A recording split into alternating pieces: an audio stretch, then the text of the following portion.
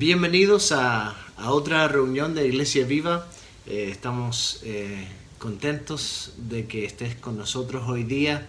Yo tenía tantas ganas de volver a predicar que le dije a Mario y Martín que me dejaran hacerlo otra vez, que les quité su turno.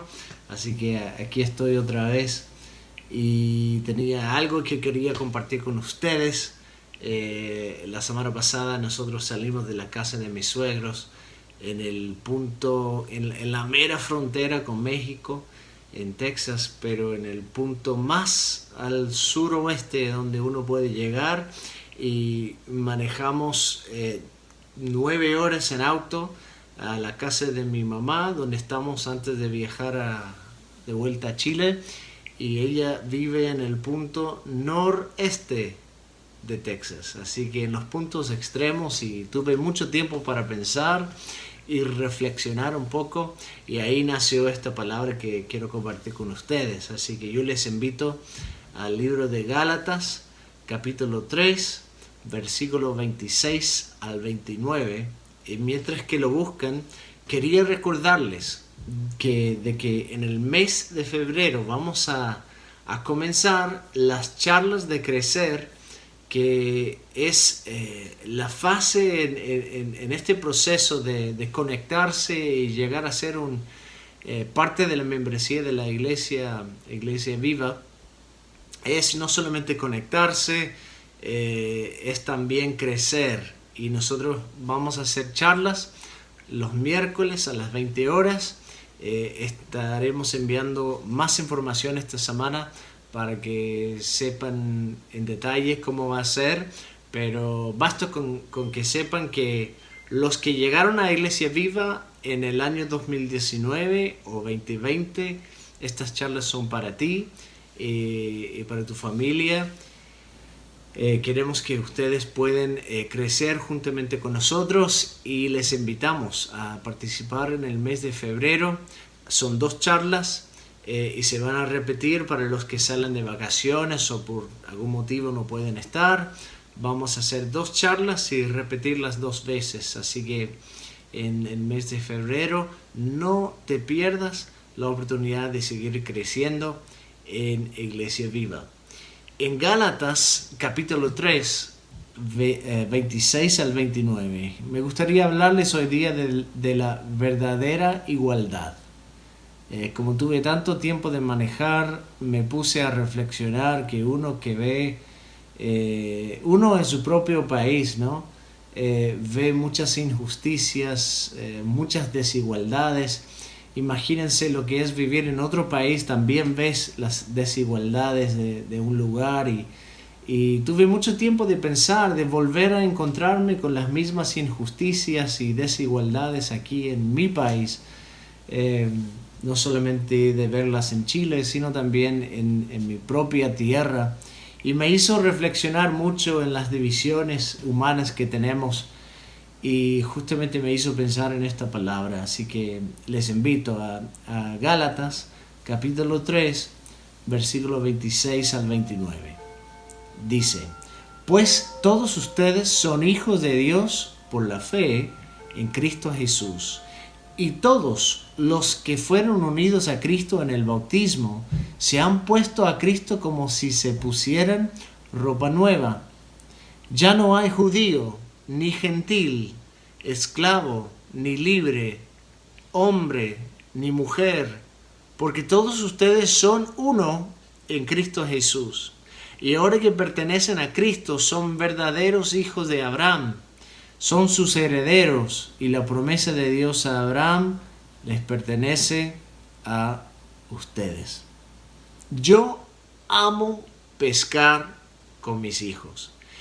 Ha sido como un gran momento histórico en mi vida como papá y en la vida de mis hijos, cuando ya ha llegado el momento para llevar a cada uno a pescar. Cuando Naomi tenía 2 años, nosotros fuimos a una laguna ahí en Texas, cerca de la casa, y fuimos a pescar, y ella pudo sacar algunos peces. Y fue un gran momento, y y ya tengo las fotos y también con John cuando tenía 4 años, curiosamente también en Texas.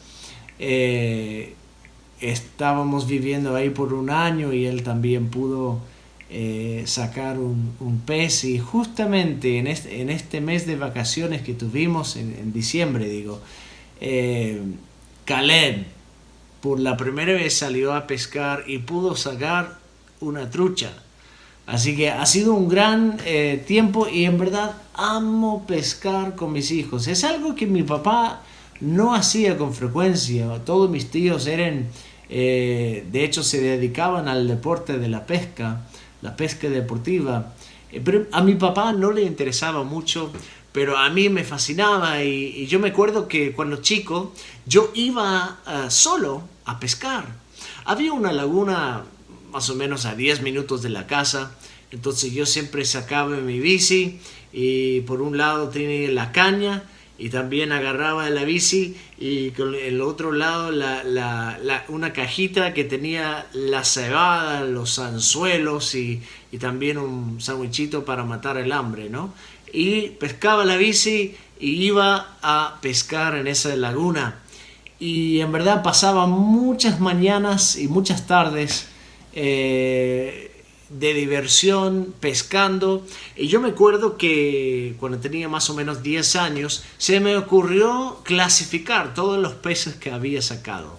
Entonces yo hice una hoja y puse ahí todos los peces que uno podría sacar de esa laguna. Y puse ahí, por ejemplo, un pez muy común ahí, la perca. La perca es un pez que no sirve para comer, pero te sube el ánimo como pescador, porque solo tienes que bajar el anzuelo, ni siquiera con cebada, y lo toman. Entonces te sube el ánimo, te hace sentir que eres muy exitoso, así que, pero no sirve para comer, así que uno los devuelve siempre a la laguna. Entonces en esa hoja tenía una lista de perca amarilla, perca azul, pez de gato, ojo, del lodo, que no sirve para comer, son asquerosos, y pez gato del canal, que también son muy ricos para comer. Y yo tenía ahí la hoja con todos los peces y tenía la fecha y el tamaño y dónde lo pescaba, y para mí en verdad no tenía ningún otro motivo de hacer eso, de clasificar a los peces, más allá de, me daba mucha satisfacción tener un registro de lo que había sacado. Yo creo que como seres humanos somos buenos para clasificar todo. Tal como cuando yo era niño y me gustaba clasificar todos los peces que había sacado, como seres humanos somos buenos para hacer eso. Y en especial el ser humano es un experto en clasificar a los demás. De hecho, la cultura judía, que es en parte del contexto de este texto que hemos leído en Gálatas, la cultura judía del primer siglo era una de clasificaciones extremas. Hasta los antropólogos han reconocido que los judíos eran muy buenos para clasificar. Algunos han dicho que los judíos sufrían de clasificacionitis, un caso agudo de eso, porque clasificaban todo. Solo con los sacerdotes tenían el sumo sacerdote, que el gran jefe, después los principales sacerdotes, que no era el sumo sacerdote pero igual tenía alto rango, después los sacerdotes comunes, y después de ellos los levitas, que eran de la familia de los sacerdotes, pero no eran necesariamente los sacerdotes en sí. Así que ellos clasificaban a cada uno según su rango y función. También el judío en general tenía muchas clasificaciones: los fieles, los infieles, los puros y los impuros. Un sadik era un hombre justo. Cuando dice en la palabra que José, el papá de Jesús, era un hombre justo, la palabra que utilizaba era un sadik, que era un hombre observador del Torá. También clasificaban a los sadik a los impuros, a los fariseos, los saduceos, los celotes, los convertidos. Entonces había un montón de clasificaciones que los judíos tenían y frecuentemente utilizaban para el bien de uno o también para el mal. También otras clasificaciones que tenían entre hombre y mujer, por supuesto, adultos y niños, joven y anciano, los sanos y los enfermos, impuros y puros. Y muchas veces estas clasificaciones perjudicaban a uno de las dos, ¿no? Pero ellos siempre tenían una vida bien distinguida entre las clasificaciones.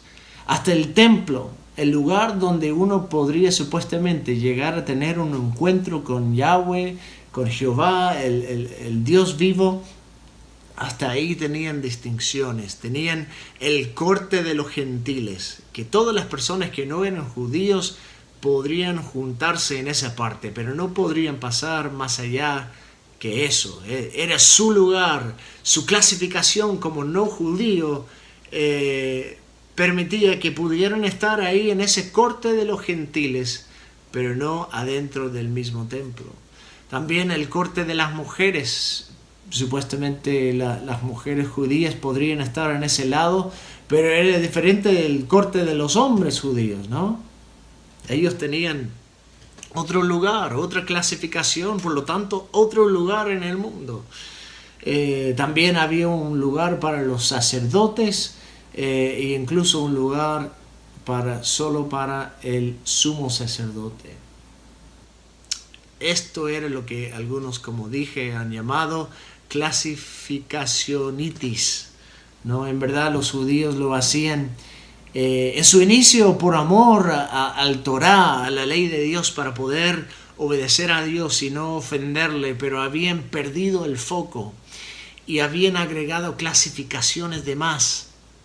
Y fue justo en este contexto que Jesús llegó a romper las barreras y clasificaciones que estaban impidiendo a las personas a tener un encuentro con el Dios vivo, a conocer al Dios de las naciones, que su anhelo era para no solamente los judíos, sino también para todas las naciones. Y volvemos ahora a lo que dice en Gálatas 3:28, dice: ya no hay judío, ni gentil, esclavo, ni libre, hombre, ni mujer, porque todos ustedes son uno en Cristo Jesús. Los primeros cristianos eran judíos, hay que recordar eso, pero la iglesia empezó a crecer y la iglesia empezó a llegar a los pueblos gentiles. Esto me hace pensar en lo que muchos dicen, que una iglesia chica tiene problemas chicos, pero una iglesia grande tiene problemas más grandes, y eso pasa frecuentemente. De repente, cuando va creciendo, surgen los problemas y los desafíos, y surgió este problema en Gálatas. Por eso Pablo escribió la carta, porque había judíos y había gentiles, y los judíos se sentían, por su clasificación como el pueblo de Dios, sentían como estos gentiles como ciudadanos del reino de Dios, pero de segunda clase, no de primera clase. Y ellos veían a los gentiles y querían ponerles muchas trabas para poder experimentar la gracia de Dios, aunque los gentiles, los que no eran judíos, habían entregado su vida y habían empezado a servirle a Cristo. Los judíos estaban diciendo que tenían que pasar por otros ritos, en particular la circuncisión, algo que no querían hacer. Así que esto generó un gran problema, y por eso Pablo dijo: no hay judío ni gentil, esclavo ni libre, hombre ni mujer, porque todos son uno en Cristo Jesús. En verdad, los judíos tenían un rito de conversión para el gentil que quería ser judío o que quería ser parte del pueblo de Dios, y están fundamentados, pero no necesariamente las mismas exigencias del Torá, de la ley de Moisés o del Antiguo Testamento. Tenían 3 criterios. Si un gentil quería convertirse, por decirlo, al judaísmo. Uno, tenía que observar el Torá, la ley de Dios. 2, tenía que bautizarse en agua para purificarse. Y 3, si era hombre, tenía que circuncidarse, en el caso de ser hombre. No es sorprendente, no es por casualidad que había muchos hombres gentiles simpatizantes del judaísmo, pero no muchos convertidos, porque no querían dar el paso obvio de la circuncisión.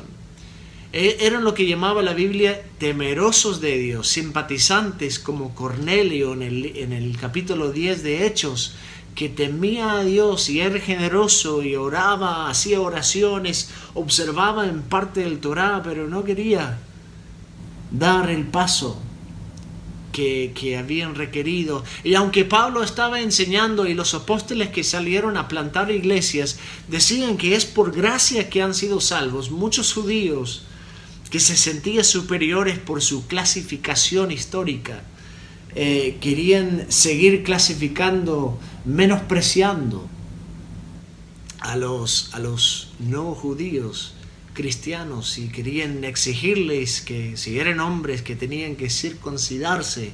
Y por eso Pablo escribió esto. Y es increíble pensar en ese rito que tenían ellos, que ni siquiera hubo una opción para una conversión plena para la gente que Cristo nombra. La misma gente que Cristo nombra en Gálatas 3 no tenían opción en el judaísmo para tener una conversión plena. Imagínense, para una mujer, uno de los requisitos era circuncidarse, cosa que la mujer no hacía en aquella época, en esa cultura, y no podían practicarlo por la biología. Entonces no podían hacerlo. Entonces la mujer no tenía un lugar pleno en la mesa con los judíos. Y el esclavo no tenía derecho tampoco de convertirse, ni si su amo no lo permitía, porque era propiedad de otro. Y entonces tenemos que darnos cuenta lo radical que era Cristo Jesús cuando Él inspiró a Pablo a escribir esta carta y decir: no hay hombre ni mujer, ni esclavo ni libre, todos somos iguales. Aquí vemos la verdadera igualdad que Cristo tiene como visión para su reino, que todos somos uno en Cristo y todos tenemos acceso a Él y a su reino, y no hay prejuicio, y Él no perjudica a uno por su estado de vida, no perjudica a uno por ser mujer, por ser una persona con una gran educación, o una persona que nunca terminó ni siquiera la enseñanza básica. Él no perjudica. Cristo es para todos, y Él invita a todos a sentarse en la mesa y experimentar su gracia. Porque dice en versículo 26: todos ustedes son hijos de Dios por la fe en Cristo Jesús. Cristo confronta esta desigualdad religiosa, cultural, y lo borra, mostrando una verdadera igualdad para todos. En Cristo todos tenemos acceso igual al ser hijos de Dios. No es por nuestra raza, no es por nuestro género, ni por nuestra nacionalidad, ni educación, ni rango socioeconómico, los que han hecho que su historia sea parte de la historia de Cristo tienen libre acceso a ser un hijo de Dios. Y nosotros como iglesia no deberíamos perjudicar a otros poniendo barreras para que no puedan llegar a Cristo. Por eso la visión de nuestra iglesia es ser el lugar donde toda la comunidad encuentra una vida plena en Cristo. Ser el lugar, esa es la iglesia viva, es el lugar donde toda la comunidad, independiente de tu pasado, independiente de tu presente, nosotros creemos que Cristo, si está en nuestra vida, Él está en control de nuestro futuro, y podemos tener un futuro de una vida plena en Él. Por lo tanto, no perjudicamos a alguien por su vida actual, no perjudicamos a las personas por su partido político ni por su religión. Invitamos a todos que pueden llegar a conocer la gracia tan hermosa de Cristo Jesús. Dice en versículo 28, todos los que fueron unidos a Cristo en el bautismo se han puesto a Cristo como si se pusieran ropa nueva. No sé qué sienten ustedes cuando de repente compran una camisa nueva o van por un nuevo corte de pelo, ¿no? Te cambia el ánimo y vas caminando así, más confiado, más seguro, te sientes bien porque te has puesto una ropa nueva, te has puesto un nuevo look. Y cuando nosotros nos bautizamos en el nombre de Cristo, en el nombre del Padre, Hijo y el Espíritu Santo, estamos profesando públicamente que Cristo es nuestro Señor. De la misma manera que nos cubrimos con un abrigo y nos protege del frío, Cristo nos cubre como ropa nueva, que nos cambia el ánimo, que nos cambia el estado bajo de nuestra alma. Y todos, eso es lo radical de esto. Si lo comparamos con lo que decían los judíos, que solamente realmente los hombres judíos eran los que tenían el derecho de vivir una vida plena en el Torá, y así era la clasificación, y si un hombre gentil quería hacerlo, bueno, podía, pero la mujer no podía participar completamente en lo que era el rito.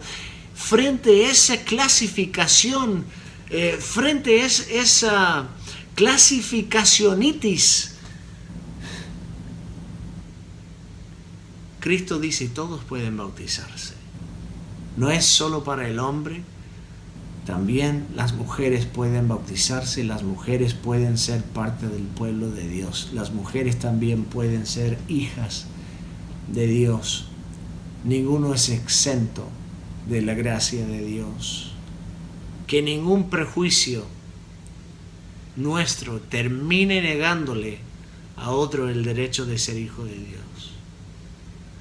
Y en verdad, si somos sinceros y nosotros hacemos un autoanálisis, una autorreflexión, no somos tan distintos a los judíos, ¿o no? Podemos apuntar el dedo y juzgarles a ellos, pero en verdad tenemos que reconocer que nosotros también tenemos un caso agudo de clasificacionitis. También clasificamos a los demás en base de su apellido, su comuna, incluso la universidad o la carrera que sacaron. Como cristianos de repente juzgamos a otros en base de su línea doctrinal, ni hablar de la línea política, e incluso el equipo preferido tuyo también puede ser motivo para que alguien te perjudique. Frecuentemente excluimos a otros de la gracia de Dios y no nos dábamos cuenta de esto. Frecuentemente nosotros también caemos en la misma trampa como los judíos frente a los gálatas que querían juzgar y poner barreras a los que estaban llegando a Cristo, y muchas veces nosotros hacemos esto. Lo hacemos directamente al ponerle barreras no bíblicas. Tantas veces que no nos damos cuenta culturalmente las cosas que surgen en nuestra vida, nuestra cultura de repente es más fuerte que lo bíblico en nuestra vida. El racismo muchas veces perjudica que otros pueden llegar a... Es increíble pensar que en mi país, en Estados Unidos, de donde yo nací, de donde vengo, hasta el día de hoy, en una gran cantidad de iglesias no están separadas legalmente, pero culturalmente están separadas por raza y por nacionalidad, y es increíble pensar eso. También vemos alrededor del mundo el nacionalismo en muchos cristianos que de repente perjudica que los inmigrantes pueden llegar a una iglesia. Ni hablar del clasismo que por si acaso es una calle de 2 vías y hemos visto que no es necesario que seas rico para ser clasista. Es una calle de 2 vías y hay personas que no quieren mezclar hasta en la iglesia de Cristo por el clasismo que es más fuerte que lo bíblico en su vida. De repente nosotros ponemos barreras del legalismo, de obligar a las personas que sean perfectas primero para después ser parte de la iglesia, o el machismo de repente de negarle a la mujer un lugar de influencia en la iglesia. Eso lo hacemos directamente, pero también indirectamente cuando no tratamos a otros con la misma gracia de Dios que hemos recibido. ¿Cuántos de nosotros en el último año tuvimos deseos o pensamientos negativos de alguien por causa de su postura política que yo no compartía? Seamos sinceros. De repente hemos peleado con alguien de manera fuerte y nos sentimos vindicados por Dios, no dándonos cuenta que es solamente nuestra opinión y no necesariamente una postura bíblica. Asumimos que tenemos la razón y piensa en esto, con esa persona que peleaste por Facebook, por redes sociales o incluso en persona, ¿pudiste invitar a esa persona a la iglesia después? ¿Pudiste hablarle de Cristo a esa persona? Lo que nosotros pensamos y sentimos en lo interno se expresa en lo externo. Por lo tanto, no tenemos que batallar y pelear con nuestros prejuicios para que, o directamente ni indirectamente, que nosotros seamos personas que impiden a otros a conocer a Cristo. Tenemos que dar gracia, tal como hemos recibido gracia. Y esto en verdad es algo fuerte pensarlo y no solamente vemos que Cristo toma esta postura radical en Gálatas de derrumbar las clasificaciones. Vemos una historia y puedes leerlo después en Marcos capítulo 5, versículo 24 al 34. La historia de la mujer con flujo de sangre. Y esta es una clasificación pública. Quizás para nosotros la menstruación es algo un poco más discreto en la cultura actual, en nuestra cultura, pero no era así para los judíos. Para los judíos tenían clasificaciones hasta para esto. Una mujer que estaba en su tiempo de menstruación era conocida como una nidá. Y era una nidá, y para los judíos era una mujer impura y no podía mezclarse con los demás en su tiempo, no podía compartir con los demás en su tiempo de cada mes.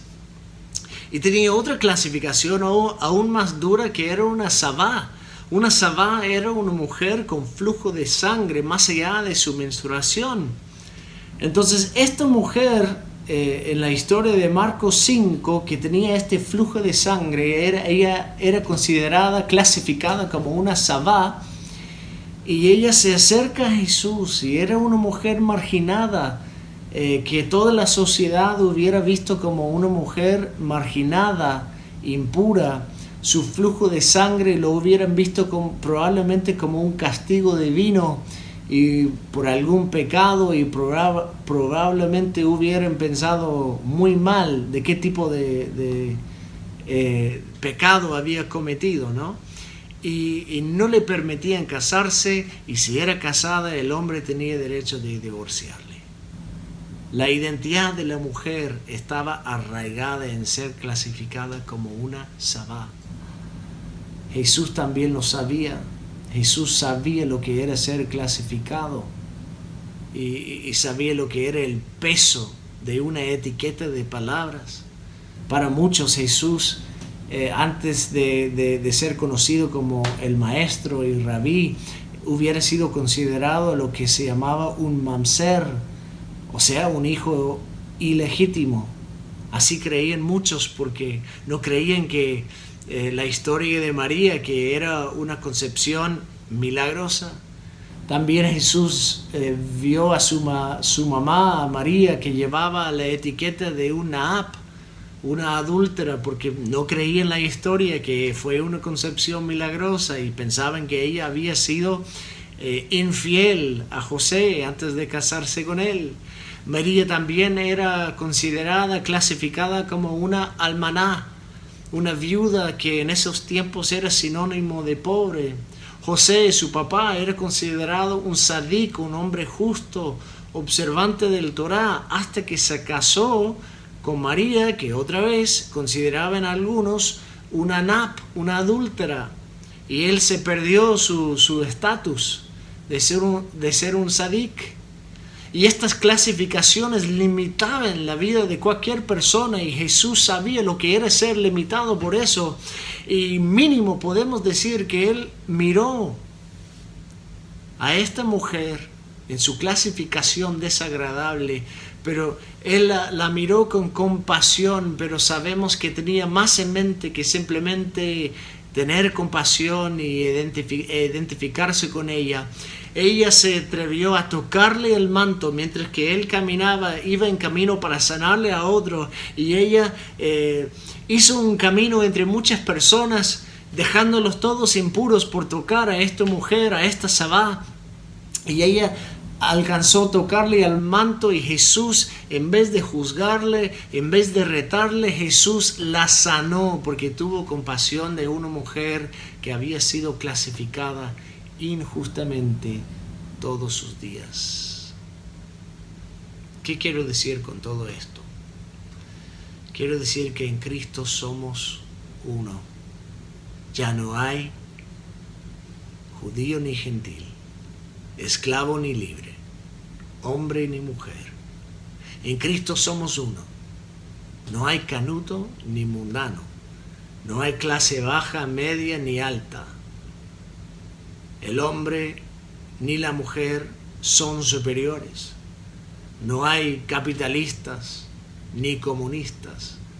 Todos tenemos acceso por igual a la gracia de Dios que está en Cristo Jesús. Mi desafío como familia, Iglesia Viva, es que seamos agentes de cambio en una sociedad fracturada y demasiado clasificada. No dejes que tu prejuicio sea una barrera para que otro conozca la gracia de Dios. Reciban la gracia de Dios. Regalen la gracia de Dios. Les invito a que cierren sus ojos y oren conmigo. Señor Jesús, te doy gracias porque aunque el mundo pone etiquetas y clasificaciones, tú has prometido que somos uno en ti, que la gracia y el perdón alcanza para todos. Ayúdanos, Señor, a mirar hacia nuestra vida, Señor, mirar en nuestro corazón y saber, Padre, si hay un prejuicio en nosotros hacia alguna clasificación cultural, social, religiosa que hemos construido, que no viene de ti ciertamente, Señor, pero viene de nosotros, personas caídas. Te pido que tú reveles a nosotros, Señor, esos prejuicios y que nosotros podamos derrumbar las barreras y tal como hemos recibido la gracia de Dios, que nosotros también podamos entregar la gracia de Dios a cualquier persona, independiente de su clasificación social, cultural, porque en Cristo somos uno. Gracias, Señor. Amén. Que vayan y sean agentes de cambio. Un abrazo. Hoy vengo ante ti, me pondré de rodillas, traigo todo mi ser, solo quiero encontrarte y te buscaré. Y no solo lo que me das, sé que me encontraré solo ante ti.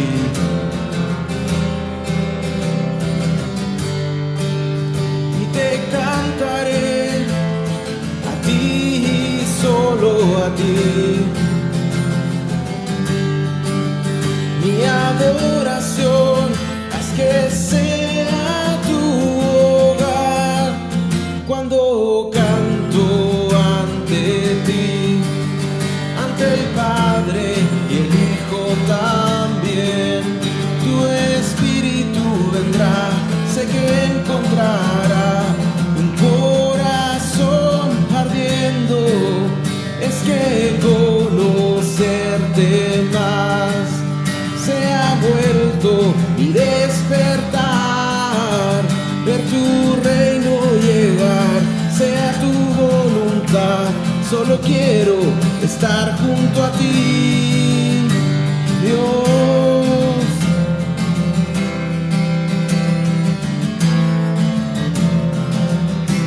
¿Qué podría traer para dar a su majestad? ¿Quién podría cantar que conmueva el corazón del Rey? Si todo lo que soy es algo que me has dado tú, déjame vivir por ti como una canción. Esta vida fuese como una canción, todo lo que haré exaltará que eres tú cuando canto ante ti, ante el Padre y el Hijo también. Tu Espíritu vendrá, sé que encontrará corazón ardiendo.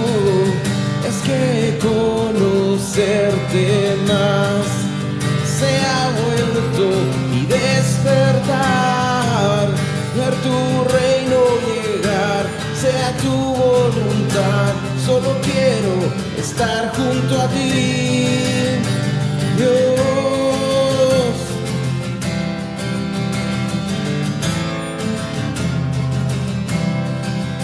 Cuando canto ante ti, ante el Padre y el Hijo también, tu Espíritu vendrá, sé que encontrará un corazón ardiendo. Es que conozco